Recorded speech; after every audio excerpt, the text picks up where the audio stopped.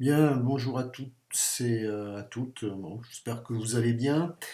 Donc ici un petit vidéo court au travers du sujet le rôle mondial des États-Unis et du Brésil. Alors en fait, moi je suis parti de l'exercice que je vous avais demandé auquel je vous avais demandé de réfléchir, qui est à la page 325 de votre manuel. Cet exercice nous proposait un plan, donc qui serait un plan du sujet, et puis nous proposait différentes idées, différents éléments que vous aviez à reclasser donc, dans le plan.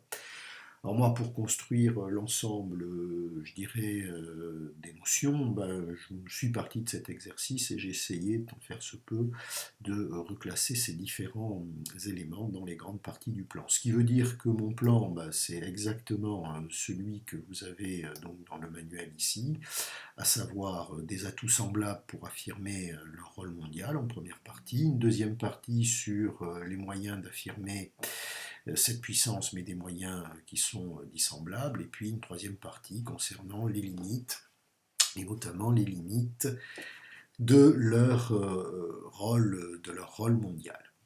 Ok, alors on va partir de là. D'accord. Ok. Et première partie, donc des atouts dissemblables pour affirmer leur rôle mondial. Donc ici, moi, j'ai retenu 4 points. Alors ça, vous les avez, ces aides à la prise de notes sur le site. Deux États-continents riches en ressources et de rang démographique important. Deux États métropolisés des villes centres du monde. Deux États qui sont au centre, qui sont les centres d'impulsion de deux grandes organisations économiques régionales. Et puis deux États dont la présence est affirmée dans toutes les institutions internationales. Alors, quelques éléments ici pour développer cela. Donc je vais essayer de me positionner par ici. Hop, là, voilà, comme ça sera plus facile pour vous. Donc deux États-continents, mais j'ai noté des profils d'ouverture différents. En fait, bon, on a bien ici les États-Unis, un État-continent largement ouvert, que ce soit par des façades maritimes et des interfaces maritimes majeures, interface atlantique, interface pacifique, et puis deux interfaces continentales, elles aussi largement ouvertes et connectées. L'idée à bien retenir, c'est que ce territoire des États-Unis, eh bien, c'est un territoire connecté qui offre aux États-Unis une très large ouverture, qui donne à ces interfaces une très large ouverture. Alors, dans le cas du Brésil, cette ouverture, on peut de suite voir qu'elle est partielle, qu'elle se limite principalement ici au littoral atlantique. L'élément de fermeture que je relève, c'est cette masse que constitue ici la forêt amazonienne. Alors, la forêt amazonienne, c'est 42% du territoire brésilien, c'est à peu près 10% de la population, mais surtout cette forêt amazonienne, et également les frontières, hein, elles ferment l'accès pour le Brésil à une interface océanique pacifique, d'où l'importance pour les autorités du Brésil hein, de mettre en place ces corridors biocéaniques qui doivent permettre au Brésil à terme de bénéficier d'une double ouverture, ouverture atlantique d'une part et puis ouverture pacifique d'autre part, parce qu'on va le voir, cette façade pacifique, eh bien, elle a un rôle de plus en plus important, je dirais, pour le Brésil, du fait de ses liens et des relations commerciales de plus en plus denses, notamment avec les Chinois. Alors, troisième point, ce sont des territoires métropolisés, dont les grandes métropoles constituent l'essentiel de l'armature. Alors, déjà, d'un point de vue démographique, bon, on a 320 millions à peu près pour les États-Unis, 209 millions pour le Brésil, mais dans les deux cas, hein, c'est 80% de la population qui est urbaine. Et les grandes villes hein, constituent ici les noyaux centraux de l'organisation du territoire et du maillage, on va dire, du territoire. Qui plus est, que ce soit les États-Unis ou le Brésil, ils sont aussi tous les deux dotés d'une mégalopole. Alors la mégalopole atlantique, celle-là on la connaît bien, mais au Brésil, eh bien, il y a une mégalopole en émergence entre Sao Paulo et Rio de Janeiro. En fait, c'est l'ensemble Sao Paulo, Santos, Rio de Janeiro qui dessine de plus en plus un ensemble mégapolitain. Deux États au cœur d'accords commerciaux régionaux importants. Donc, on va partir sur cette carte maintenant. L'ALENA donc, et le Mercosur. Ils sont à peu près contemporains l'un de l'autre, puisque le Mercosur c'est 1991, je crois, et puis l'ALENA ça doit être 1994, et que, on va dire, dans les deux cas, États-Unis et Brésil se veulent en quelque sorte comme les cœurs de ces grandes zones de libre-échange.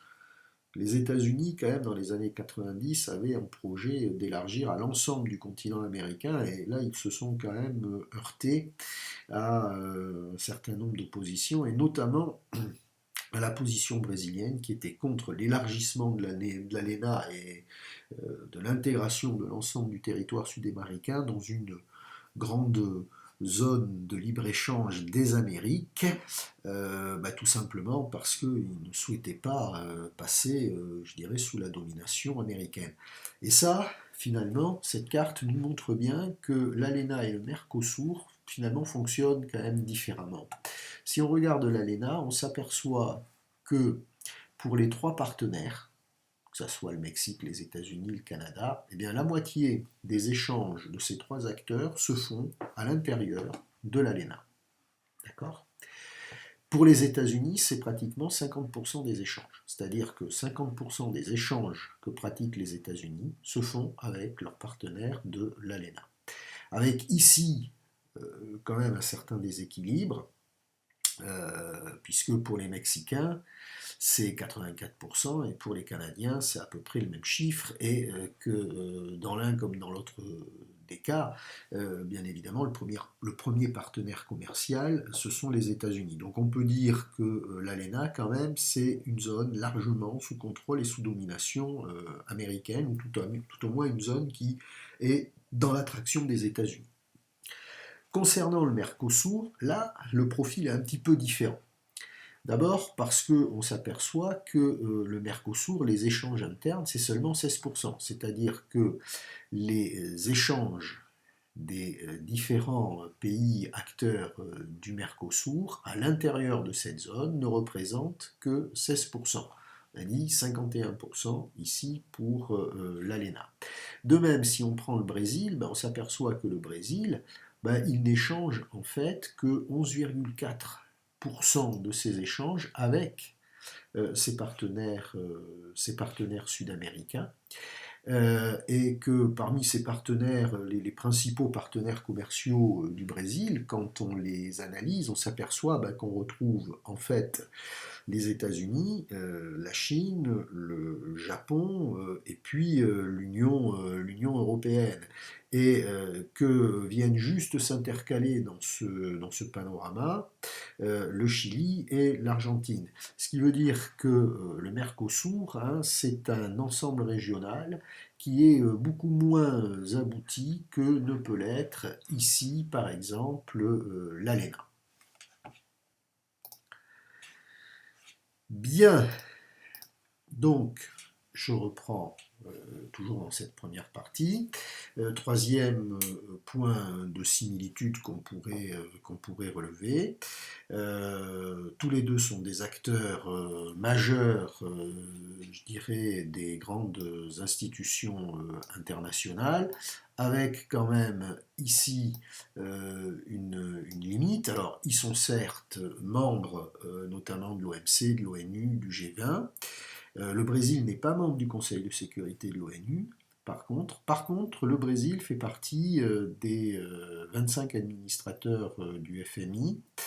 Alors, il ne fait pas partie des je dirais, des 8 majeurs, mais il fait partie des autres administrateurs, et l'administrateur brésilien, en fait, représente auprès du FMI l'intérêt de tous les États sud-américains. Donc, pour résumer, un certain nombre de similitudes entre ces deux États, similitudes néanmoins, mais avec des profils d'ouverture différents, similitudes dans le rôle et la place qu'ils ont dans ces grands marchés régionaux, mais quand même un Mercosur qui est beaucoup plus inabouti. Et puis enfin, certes, deux grands acteurs présents dans les grands forums internationaux, que ce soit l'OMC, que ce soit l'ONU, que ce soit le G20, que ce soit par exemple le FMI. Voilà pour ce qui est des points de similitude. Alors, passons maintenant à cette deuxième partie, à savoir des moyens d'affirmation de la puissance, mais des moyens d'affirmation de puissance dissemblables. Alors ici, dans le plan, moi j'ai distingué les États-Unis et le Brésil. Donc, première sous-partie, si vous voulez, en 2.1, les États-Unis, une puissance globale. Et là, il y a 3 points. Le hard power, une puissance militaire, spatiale et technologique.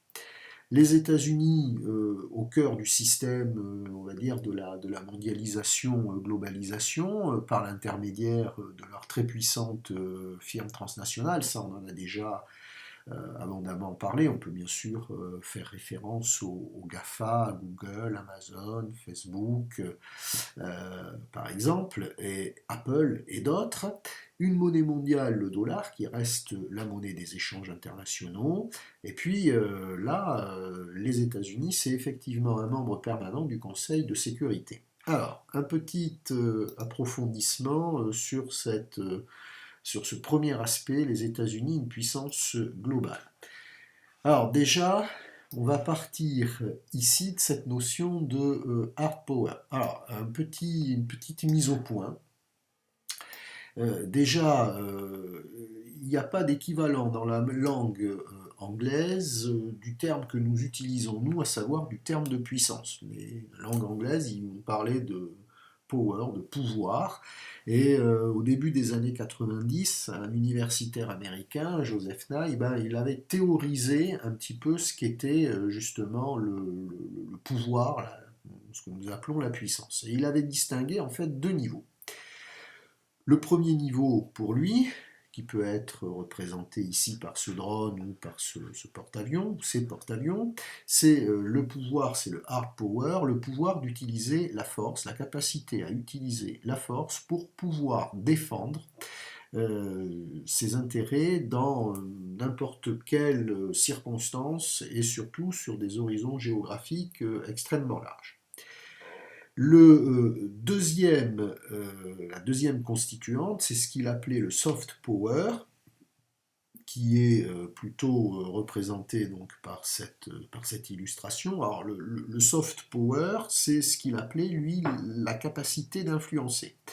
C'est-à-dire la capacité qu'aurait une puissance à pousser un de ses partenaires à penser comme elle, ou tout au moins à ne jamais pouvoir entreprendre de politique qui irait contre ses intérêts. Alors pour analyser les États-Unis puissance globale, pourquoi une puissance globale? Parce que les États-Unis, ils ont ils ont les 2 leviers, le soft power et puis le hard power. Alors on va y revenir un petit peu parce qu'en fait, l'un et l'autre sont extrêmement liés et on va partir de cette illustration. Alors, sur cette illustration, on voit assez nettement ce qui est, je dirais, ce qu'on aurait comme manifestation traditionnelle de la puissance américaine au travers de Coca-Cola, McDonald's, l'américanisation des modes de vie. En fait, ce qui va nous permettre, ce qui est pour moi le point d'entrée, c'est plutôt ce petit drapeau. C'est donc, vous connaissez ici le sigle donc de Microsoft. Et en fait, on va s'apercevoir que la maîtrise technologique, elle est au cœur à la fois du soft power et du hard power.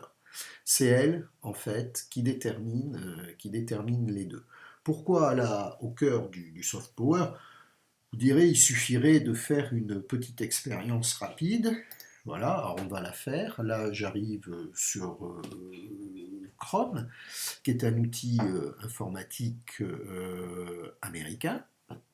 Donc, je veux aller faire une recherche sur Internet. Là, je vais ouvrir sur Chrome un nouvel onglet. Et ce nouvel onglet, hein, c'est un peu long, arrive sur Google. Google, c'est quoi? C'est une multinationale américaine, c'est un moteur de recherche américain. Et là, je vais faire une recherche assez basique. On va mettre Brésil, par exemple. Hop, alors là, j'ai Brésil, footballeur dans le monde, mais ce serait un petit peu pareil, on en parle tout à l'heure. Et hop, sur quoi je tombe? Bingo, de suite sur un article de Wikipédia. En fait, par cette manipulation, je vous ai montré ce qu'est ce pouvoir d'influence. Le pouvoir d'influence, c'est déjà la capacité à imposer, je dirais à l'ensemble quasiment de la planète, des outils et des modes de fonctionnement qui sont des modes de fonctionnement américains. Et, alors là on va le quitter parce que pour l'instant j'en ai plus besoin, cette maîtrise technologique, bien évidemment, elle est au cœur, ici, pardon, là ça va un petit peu trop vite, donc elle est au cœur ici, hop là, c'est moins stable, voilà, petits aléas, hein. Elle est au cœur ici du hard power, c'est-à-dire de la capacité à pouvoir utiliser la force dans la défense des intérêts américains.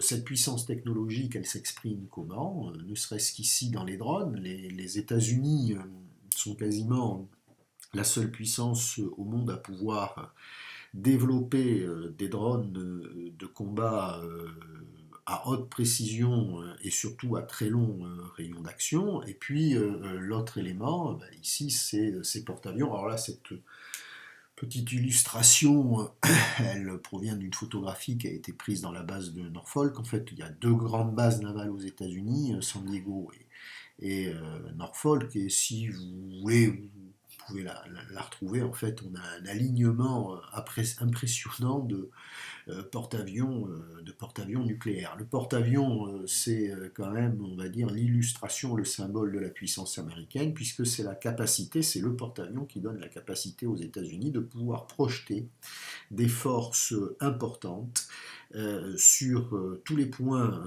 je dirais, de la planète, chaque fois que les intérêts américains ils seraient menacés.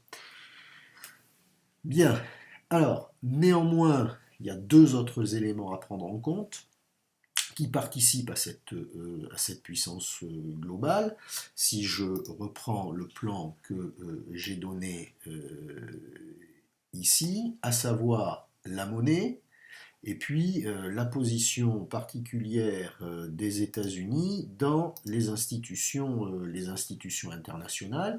Alors on va surtout ici s'intéresser au dollar. Le dollar reste la monnaie de référence de l'ensemble des échanges mondiaux. 50% des échanges mondiaux sont libellés en dollars et quasi l'exclusivité des échanges d'hydrocarbures sont réglés en dollars, ce qui force bien évidemment l'ensemble des banques des autres États à avoir des réserves de dollars pour pouvoir payer leurs échanges, sachant que néanmoins c'est la Banque centrale américaine, la Fed, qui elle garde quand même le pouvoir d'émission des dollars. Puis enfin, donc, les États-Unis sont un des membres permanents du Conseil de sécurité, ce qui leur donne à ce titre ici un droit de veto.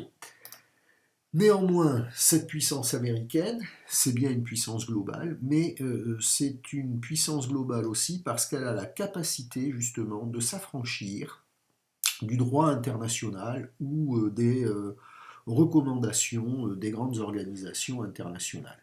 Comme on l'a dit, les États-Unis sont membres permanents du Conseil de sécurité, mais ça ne les empêche pas d'agir, hein, on va dire, comme le montre cette illustration à leur guise. On en a marre de vous filer les pleins pouvoirs. dans une histoire qui est très récente. Hein. Il faut quand même avoir en mémoire que ce soit en 2001, lorsqu'ils interviennent en Afghanistan, ils le font avec, je dirais, le soutien de l'OTAN, mais en dehors de tout cadre de l'ONU. Et en 2003, lorsqu'ils vont intervenir en Irak, encore une fois, ils s'affranchissent complètement de tout mandat de l'ONU, considérant que ce sont les intérêts américains qui sont ici directement menacés. Une puissance globale, c'est aussi une puissance qui a la capacité de pouvoir s'affranchir complètement des cadres internationaux existants. Bien, donc, si je reviens ici à mon plan, deuxième partie de ce grand 2, il va falloir maintenant s'intéresser un petit peu au Brésil.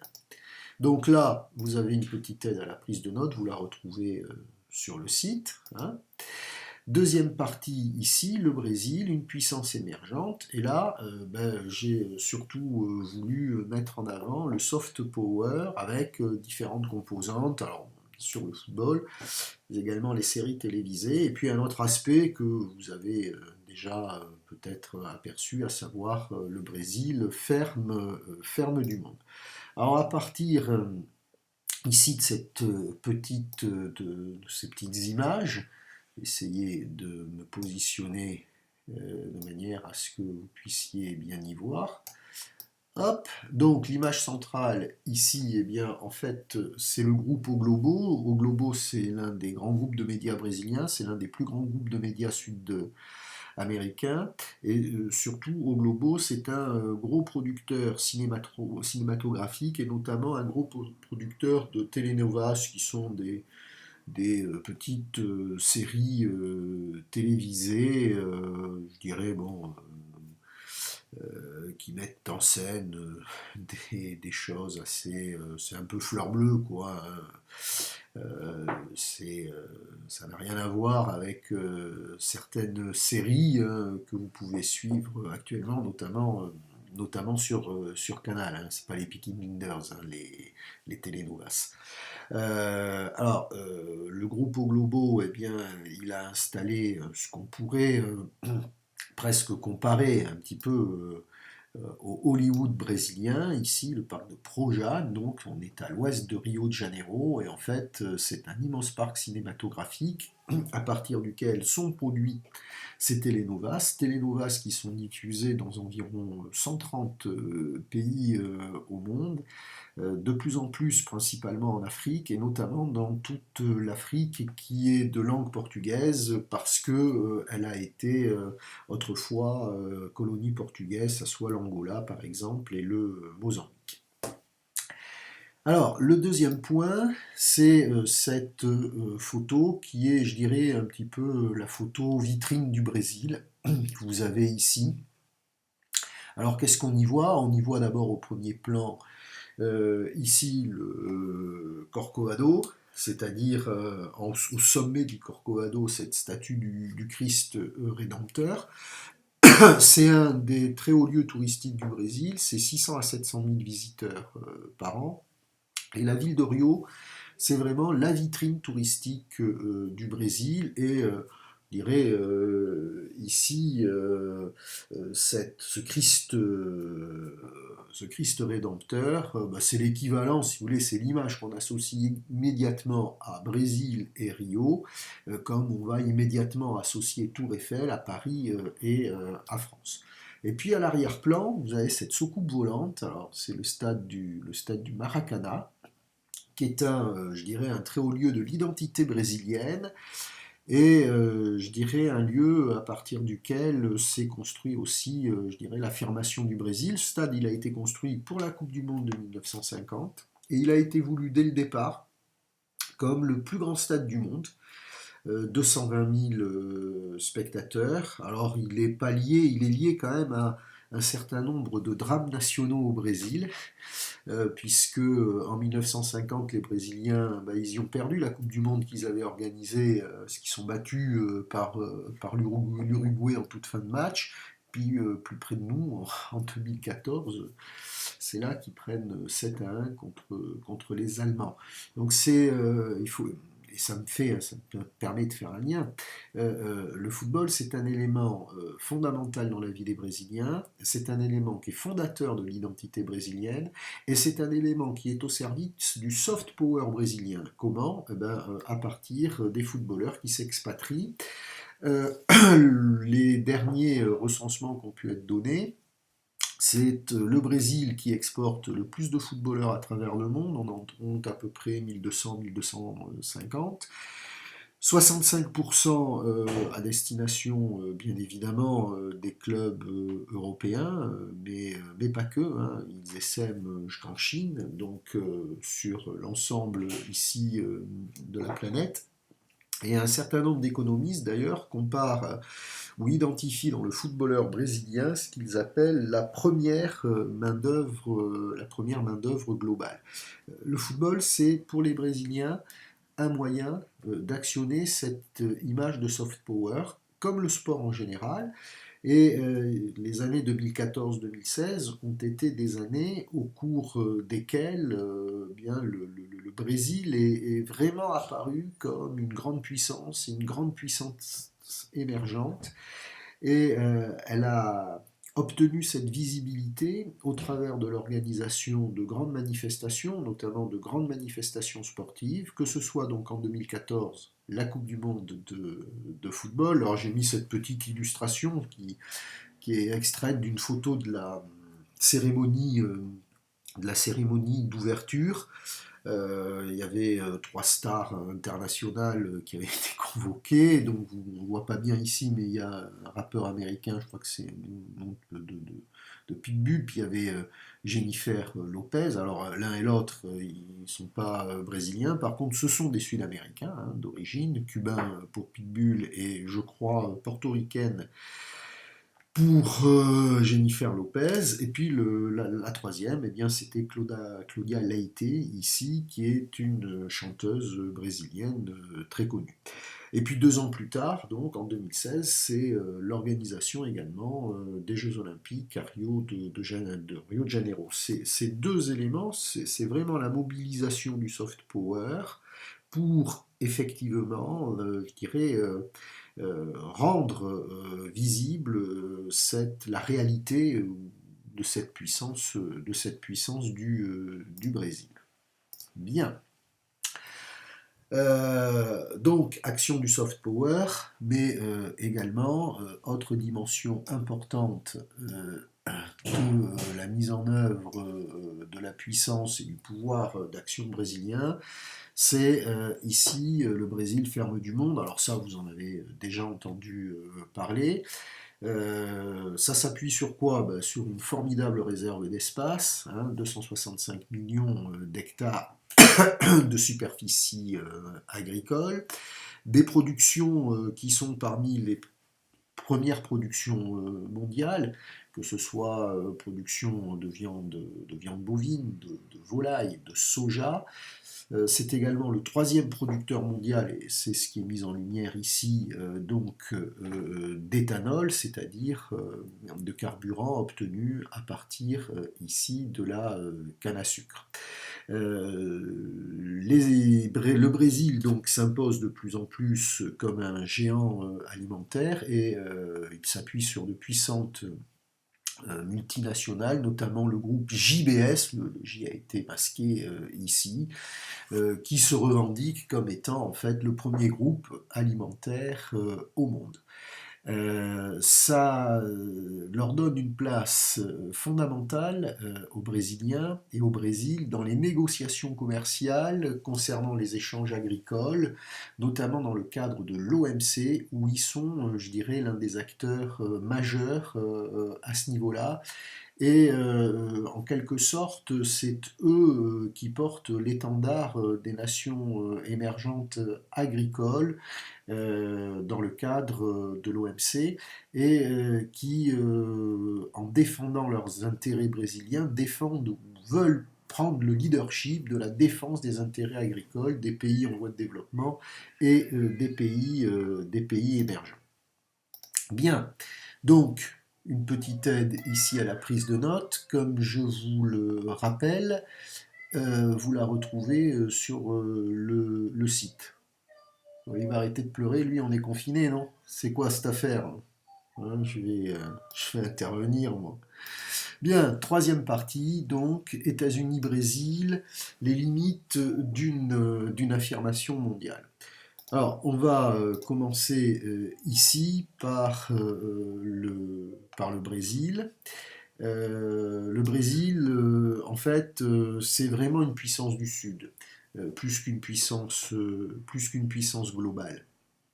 De par déjà un certain nombre d'éléments sociodémographiques, c'est un pays de contraste, hein. On a parlé des trois Brésils, le Brésil amazonien, le Far West brésilien, le sud-esté, la Suisse du Brésil, et puis le nord-esté, ici, le Pakistan du Brésil. Ces inégalités sociales, bien évidemment, c'est une limite majeure dans l'expression dans l'expression de la puissance. Et paradoxalement, on a vu que le Brésil était une ferme du monde, et pourtant, un je dirais, des grands points noirs brésiliens, c'est un problème de sous-alimentation, et notamment de sous-alimentation de pays, de populations pauvres dans le nord-est, ou d'alimentation, on va dire, aussi déséquilibrée. Alors, puissance du Sud, pourquoi? Eh bien parce que le Brésil se veut, on va dire, comme un des leaders des émergents. Et ce qui va nous intéresser ici, alors si vous regardez bien, ici ce sont tous les voyages qu'avait entrepris lorsqu'il était président, le président Lula. Et regardez bien hein, la localisation, bien évidemment l'Amérique.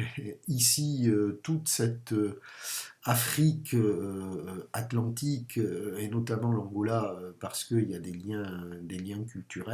Et puis évidemment la Chine et la Russie. Mais ce qui m'intéresse, moi, sur ce document, c'est surtout les IDE sortant principalement à destination des pays du Sud et notamment des pays d'Afrique, en particulier de cette Afrique portugaise, notamment l'Angola. C'est lié là énormément aux exploitations, notamment pétrolières. Et puis d'un autre côté, ces IDE entrant, c'est-à-dire ces investissements directs étrangers, c'est l'argent qui est investi par des puissances étrangères au Brésil, 65 milliards de dollars, dont l'essentiel proviennent de Chine et dont un grand nombre d'ailleurs constitue à des achats de terres au Brésil. Donc ça c'est une première limite si vous voulez, le Brésil donc une véritable puissance du Sud. Alors concernant les États-Unis, je vais essayer de faire en sorte que ça soit bien visible pour vous. Hop là, ok. Alors refus donc d'une certaine américanisation.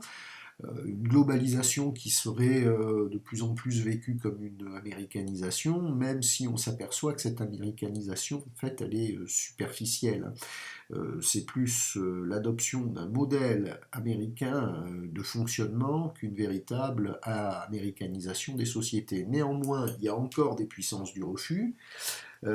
Ici, l'Iran, qui reste un des grands ennemis des États-Unis, on le voit avec ces manifestations à Téhéran, où on brûle des drapeaux américains, et puis toute une galaxie du refus de la puissance américaine qui serait symbolisée par la Russie, la Corée du Nord et la Chine. Donc ça serait la première limite. Et dans cette limite, me suis intéressé, je dirais, aux limites pour chacun des États, pour le Brésil, pour les États-Unis. Néanmoins, il y a, je dirais, des limites communes à leur influence. Et il y en a une en particulier, c'est celle-ci, à savoir la position très particulière que les États-Unis et le Brésil adoptent en matière de règlement des problèmes ou des problématiques globales, et notamment par rapport au réchauffement climatique. Alors, on l'a vu ces derniers temps, le président Bolsonaro a repris, je dirais, une politique d'intensification de la déforestation en Amazonie. Elle a pu se manifester, cette politique, notamment en 2019, par de gigantesques incendies en Amazonie, incendies qui pour la plupart sont des incendies volontaires, et qui vise encore une fois eh bien, à la déforestation pour la mise en culture. Parce que la puissance agricole brésilienne, c'est un élément, c'est un pilier majeur de l'expression de la puissance du Brésil. Et là, quelque part, ils rejoignent la position des États-Unis et la position notamment donc, du président américain Donald Trump concernant le réchauffement climatique. Alors il y a ce fameux tweet, on sait que c'est un grand amateur de tweets, qu'on pourrait traduire de la manière suivante. Dans l'Est, il se pourrait bien que ça soit le nouvel an le plus froid que nous ayons connu. Alors peut-être qu'on pourrait utiliser un petit peu de ce bon vieux réchauffement climatique contre lequel notre pays, mais uniquement le nôtre, était prêt à payer des milliers de milliards de dollars, et il termine en disant réchauffez-vous.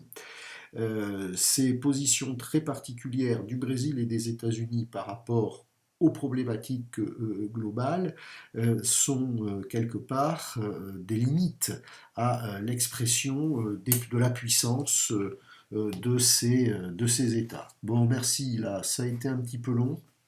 Donc vous pouvez vous la repasser, vous pouvez vous arrêter bien sûr à volonté sur les points que vous n'auriez pas bien assimilés en prise de notes. Vous avez sur le site différentes diapos qui vous aident dans la prise de notes. Allez, bon courage à tous et puis à bientôt.